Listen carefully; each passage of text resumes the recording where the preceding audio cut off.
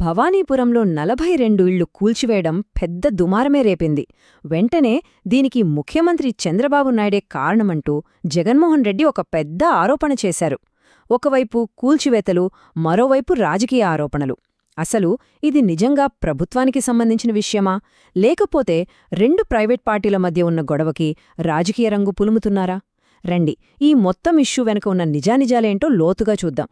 సరే, ముందుగా అసలు ఏం జరిగిందంటే, భవానీపురంలోని జోజనగర్ ఏరియాలో ఒక్కసారిగా 42 ఇళ్లను కూల్చేశారు. ఈ ఒక్క సంఘటనతో రాష్ట్ర రాజకీయాలు ఒక్కసారిగా వేడెక్కాయి.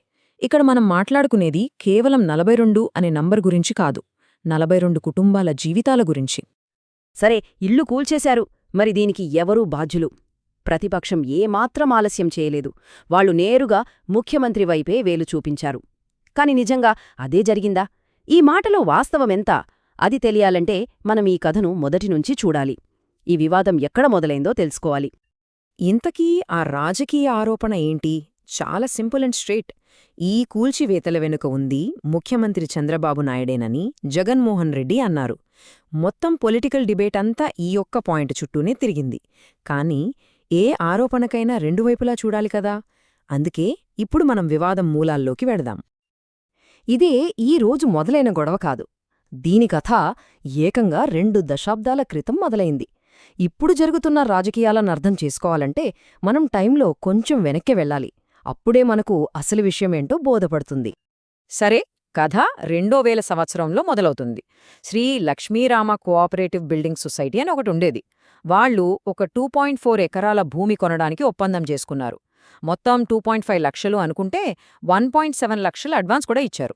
అంతా బాగానే ఉంది అనుకుంటున్న టైంలో ఒక ట్విస్ట్.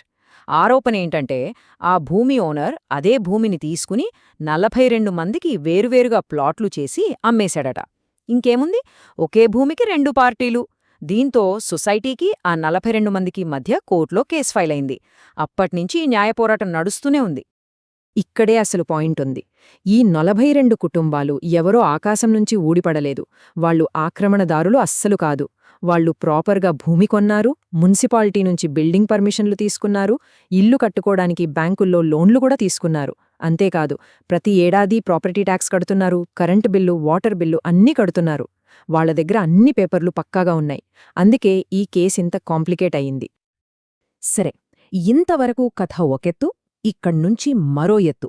ఎందుకంటే ఈ కేసులో కోర్టు తీర్పులే అసలు ట్విస్ట్. వేర్వేరు కోర్టులు ఒకదానికొకటి సంబంధం లేని పూర్తిగా విరుద్ధమైన తీర్పులిచ్చాయి. ఈ కన్ఫ్యూజనే చివరికి ఈ కూల్చివేతలకు కారణమైంది. ఒకవైపు ఏమో కింద కోర్టు తీర్పు హౌసింగ్ సొసైటీకి ఫేవర్గా వచ్చింది. కాని మరోవైపు ఈ 42 కుటుంబాలు ఊరుకోలేదు. వాళ్లు నేరుగా సుప్రీంకోర్టుకెళ్లారు. అక్కడ దేశ అత్యున్నత న్యాయస్థానం ఒక క్లియర్ ఆర్డర్ ఇచ్చింది. 2025 డిసెంబర్ 31 వరకు ఆ స్థలంలో ఒక్క ఇటుక కూడా కదపడానికి వీల్లేదు, ఎలాంటి కూల్చివేతలు జరపొద్దు, యథాతథా స్థితి అంటే స్టేటస్ కో మెయింటైన్ చేయాలి అని చాలా స్పష్టంగా చెప్పింది. ఇప్పుడు అందరి మైండ్లో వచ్చే క్వశ్చన్ ఇదే: దేశంలో సుప్రీంకోర్టు కంటే పెద్ద కోర్టు లేదు కదా, మరి సుప్రీంకోర్టు అంత క్లియర్గా స్టేటస్ కో ఆర్డర్ ఇస్తే ఆ ఇళ్లను ఎలా కూల్చగలిగారు? ఇది ఎలా సాధ్యమైంది? ఈ ప్రశ్నకు సమాధానం దొరికితేనే మనకు తెర వెనక ఏం జరిగిందో అర్థమవుతుంది. రైట్, ఇప్పుడు అసలు విషయానికొద్దాం. సుప్రీంకోర్టు ఆర్డర్ ఉండగానే ఈ డెమాలిషన్ ఎలా జరిగింది? ఇందులో సొసైటీ పాత్రెంత, పోలీసుల పాత్రెంత, మరి ప్రభుత్వ పాత్రేమైనా ఉందా? Let's break it down. జరిగిందిది. హౌసింగ్ సొసైటీ వాళ్ళు ఏం చేశారంటే, సుప్రీంకోర్టు ఇచ్చిన స్టేటస్ కో ఆర్డర్ని తెలివిగా పక్కన పెట్టారు. వాళ్ల దగ్గరున్న పాత కింద కోర్టు ఆర్డర్ని పట్టుకుని పోలీసుల దగ్గరికి వెళ్లారు. చూడండి సార్, మాకు కోర్టు ఆర్డర్ ఉంది, మాకు రక్షణ కల్పించండి అని అడిగారు. దీనిపై పోలీసుల వర్జన్ ఏంటంటే, మేము కేవలం రక్షణ మాత్రమే కల్పించాము అని వాళ్ళు చెప్తున్నారు. ఇక్కడ ఇంకో చాలా ఇంపార్టెంట్ లీగల్ పాయింట్ ఉంది. అదేంటంటే, ఇదొక సివిల్ వివాదం. సివిల్ వివాదం అంటే ఏంటి? సింపుల్గా చెప్పాలంటే ఇద్దరి ప్రైవేట్ పార్టీల మధ్య గొడవ. అంటే ఒకవైపు హౌసింగ్ సొసైటీ, మరోవైపు ఆ 42 కుటుంబాలు.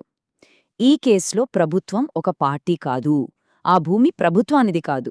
ఇది ప్యూర్లీ ప్రైవేట్ గొడవ. సరే, ఇప్పటి వరకు మనం ఫ్యాక్ట్స్ అన్నీ చూసాం కదా. ఒక సివిల్ కేస్, కోర్ట్ ఆర్డర్లు, కూల్చివేత. ఇప్పుడు ఈ ఫ్యాక్ట్స్కి మనం మొదట్లో విన్న రాజకీయ ఆరోపణలకి మధ్య ఉన్న లింకేంటో చూద్దాం, నిజాలేంటో తెలుసుకుందాం. సో ఇప్పుడు మళ్ళీ ఒకసారి క్లియర్గా చూద్దాం. పాయింట్ నంబర్ 1, ఆ భూమి ప్రభుత్వానిది కాదు. పాయింట్ నంబర్ 2, ఆ కూల్చివేతకు ప్రభుత్వం ఆర్డర్ ఇవ్వలేదు. పాయింట్ నంబర్ 3, అది అక్రమ కట్టడాల తొలగింపు కార్యక్రమం అస్సలే కాదు. ఇది పూర్తిగా ఒక ప్రైవేట్ లీగల్ గొడవ. మరలాంటప్పుడు దీనికి ముఖ్యమంత్రికి ఏం సంబంధం? మూలం ప్రకారం చూస్తే ఇలాంటి సిచ్యువేషన్లో ఒక బాధ్యత గల ప్రతిపక్ష నేత ఏం చెయ్యాలి? ఫస్ట్, ఇల్లు కోల్పోయిన ఆ 42 కుటుంబాలకి అండగా నిలబడాలి. రెండోది, సుప్రీంకోర్టు ఆర్డర్ని ఎవరు ఉల్లంఘించారు అని గట్టిగా నిలదీయాలి. మూడోది, చట్టాన్ని చేతుల్లోకి తీసుకున్న హౌసింగ్ సొసైటీపై యాక్షన్ తీసుకోవాలని డిమాండ్ చేయాలి. ఇవి కదా అసలు చేయాల్సిన పనులు. కానీ ఇక్కడేం జరిగింది? మూలమేం చెప్తోందంటే, అసలు సమస్యని అంటే బాధితులకి న్యాయం చేయడం, చట్టాన్ని ఉల్లంఘించిన వాళ్లని శిక్షించడం లాంటివి పక్కన పెట్టేసి దీనికి పూర్తిగా పొలిటికల్ కలర్ ఇచ్చేశారు. అంటే ఒక సివిల్ గొడవని ఒక పొలిటికల్ అటాక్గా మార్చేశారు. అందుకే ఇక్కడ మనం గమనించాల్సిన కీలకమైన మార్పు ఇదే. అసలు ఫోకస్ మొత్తం షిఫ్ట్ అయిపోయింది. బాధితులకు ఎలా న్యాయం చేయాలి, కోర్టు ఆర్డర్ని ధిక్కరించిన వాళ్లపై ఏం చర్యలు తీసుకోవాలి అని చర్చ జరగాల్సిన చోట ఎవరి మీద ఎంత ఎక్కువ పొలిటికల్ మైలేజ్ తెచ్చుకోవాలి అని చర్చ మొదలైంది. చివరగా ఒక ప్రశ్నతో ముగిద్దాం. ఇలాంటి కాంప్లికేటెడ్ ఇష్యూస్ వచ్చినప్పుడు నిజానిజాలతో పని లేకుండా జనాలకి ఈజీగా ఎక్కేసే ఒక పొలిటికల్ స్టోరీని క్రియేట్ చేయడం కరెక్టా? లేక దాని వెనుక ఉన్న లీగల్ సమస్యల్ని, మానవతా దృక్పథంతో బాధితుల కష్టాల్ని అర్థం చేసుకుని వాటిని పరిష్కరించడం మీద ఫోకస్ పెట్టాలా? దీని గురించి ఆలోచించాలి.